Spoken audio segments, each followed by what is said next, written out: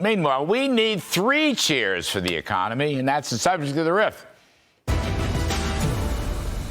So I'd give barely 1 cheer for today's 150,000 jobs number for the month of February. That's it, just 1 cheer.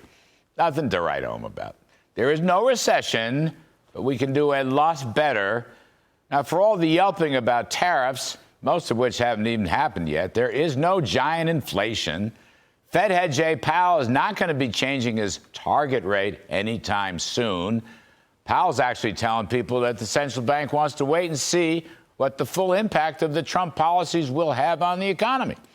He's not going to lunge against tariffs because, for one thing, most sensible economists believe that at worst, tariffs will have a temporary one-time price effect. Meanwhile, pro-growth measures like tax cuts and deregulation that could boost economic growth to 3% or better might be welcomed by the Powell Fed, that according to private conversations. Meanwhile, some of the Purchasing Managers' Index have shown some improvement in services, slightly in manufacturing. Manufacturing jobs were up 10,000 in February. That's okay. But surely the best is yet to come. When President Trump gets his one big, beautiful bill passed by Congress, hopefully even sooner than possible.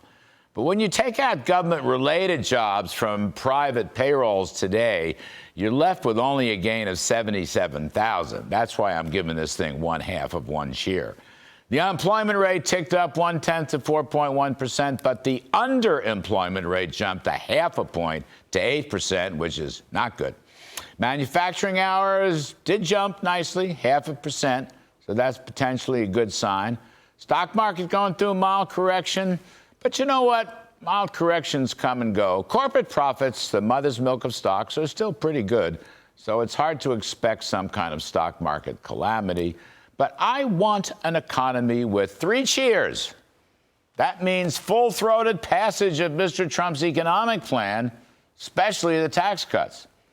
And I want to remind again, now the president is talking about immediate 100% write-offs for business equipment and machinery, and get this, for factories as well.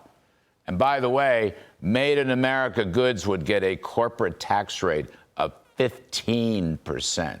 Now, that'll put some torque into the economic story. That'll give us 3 cheers. And that's the kind of growthy scenario that the country is hoping and waiting for. And that's my riff.